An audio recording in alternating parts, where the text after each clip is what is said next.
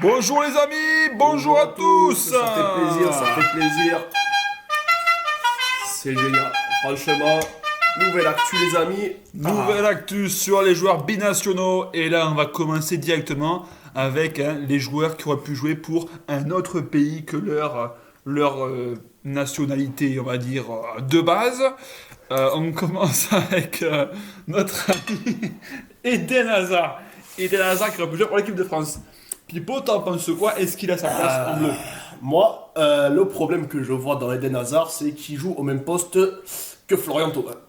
À partir de là, c'est vrai que c'est compliqué, même pour un joueur de la trempe de Eden, d'arriver à se faire un trou dans... Est-ce que tu penses qu'il peut pas prendre la place d'un Blaise ou... C'est compliqué, Blaise, moi j'adore. Blaise, dans les efforts, il est indispensable. Surtout qu'on sait que Eden, avec ses problèmes de poids, ses problèmes d'alimentation après les matchs, C'est un problème de dos aussi. ses problèmes de dos, de dorsaux, on voit qu'il a quand même un fessier assez proéminent.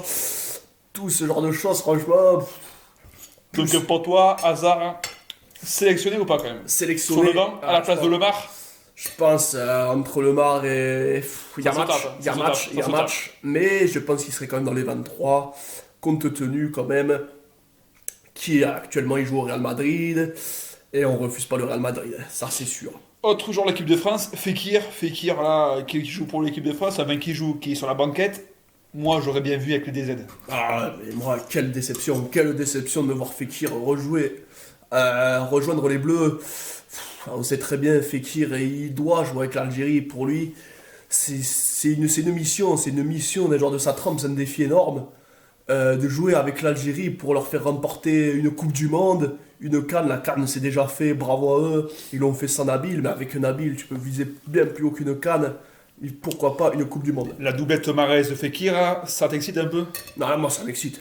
Franchement les gars, dites-nous dans les commentaires, mais nous, au bureau, rien que l'idée de voir Mahrez et Fekir sur le même terrain, avec le même maillot, alors là, ce sera du lourd. Hein. Autre joueur qui voilà, est très intéressant, qui a un peu un poste similaire à Fekir, c'est Ziyech. Ziyech, moi je trouve ça extraordinaire. Il aurait pu jouer pour les Pays-Bas, tu savais ça? Il a bien fait de ne pas rejoindre ce club. Hein. C'est la moindre des choses qu'on puisse dire. Pour moi, Ziyech aux Pays-Bas, ça aurait été un gâchis immense. Parce que niveau football, le Maroc est bien supérieur aux Pays-Bas. Ils ont des joueurs de qualité exceptionnelle. Donc pour moi, il n'y a pas photo entre choisir le Maroc et les Pays-Bas. Parce qu'au final, il faut surtout prendre la nation Qui te fait bander. qui te fait bander. Exactement. Et moi, ça, c'est... Moi, il n'y a rien dans le froc. Il se passe absolument rien. C'est le néant quand je pense aux Pays-Bas. Autre joueur au talent monstre, c'est Aubameyang, Pierre-Emerick, ancien joueur de l'ASM, Saint-Etienne, grand joueur, super rapide, il aurait pu jouer avec les Bleus. Tu l'aurais vu toi, en doublette avec Giroud? Pourquoi pas en doublette? Mais pour prendre la place d'Olivier? Alors ça, non. Ça, impossible. Impossible, inenvisageable. Oui, merci. Ouais. Aujourd'hui, Giroud, indéboulonnable. Et ça, depuis sa période de Montpellier. Depuis qu'il est à Montpellier, je ne veux voir que lui en équipe de France. C'est le numéro 9, Aubameyang. Pourquoi pas en doublette? Mais à la place de Giroud, impensable. Impensable. Autre joueur qui fait le buzz en ce moment, surtout avec son chambrage, c'est Sanso. Est-ce que tu l'aimes bien ce joueur? Est-ce que tu l'aurais vu jouer avec le Trinité et Tobago? Moi, je pense que pour un joueur aussi médiocre, aussi Le physique. lamentable au physique. Là-bas, il se fait soulever. Au physique, C'est au petit déjeuner comment je ça.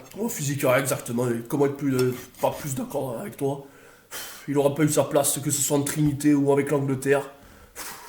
Voilà, franchement, déception, ce joueur, déception. Aucun charisme, rien, aucune qualité. Fellaini, on en parle ou on l'ignore? Parce que bon, c'est pas non plus joueur technique. Il aurait pu jouer pour le Maroc. Tu le vois là au Maroc ou pas? Il aurait pas eu sa place, Pas assez technique. Pas assez technique, une grande gigue comme on en fait trop. À vouloir copier du Giroud, on tombe avec ce genre de phénomène. D'accord, c'est clair. Rafinha, mais je sais même pas que c'était un joueur de foot, lui. Il aurait pu jouer pour l'Espagne. Apparemment, il joue pour le Brésil. Je sais même pas s'il a une sélection. À mon avis, il n'a pas une sélection. Ce joueur inconnu au bataillon, numéro 10 sur l'image qu'on voit, et ben numéro 10 peut-être quand il joue dans son jardin, et encore, hein, à la limite, son chien a plus de talent que lui. Ensuite, Sturridge qui a pu jouer avec la Jamaïque. Jamaïque, ils ont une équipe de foot? Je savais même pas que la Jamaïque existait. Pour moi, c'était dans un film que ça existait ce pays. Alors, déjà, Sturridge, peut-être qu'il aurait besoin d'une nation comme ça pour être sélectionné parce que C'est une catastrophe. niveau football, c'est une catastrophe. C'est une catastrophe.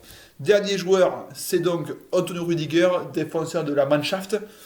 Bon, lui, c'est pas un top joueur. Hein. Oh, c'est une charrue, lui. C'est une charrue, franchement. Lui, il doit peser je sais pas combien de tonnes, mais sur le terrain, il creuse des trous. Hein. Croyez-moi, il n'y a pas de top, c'est juste les pieds de Rüdiger qui créent des fossés. Mais écoute, Pipo, c'est dit.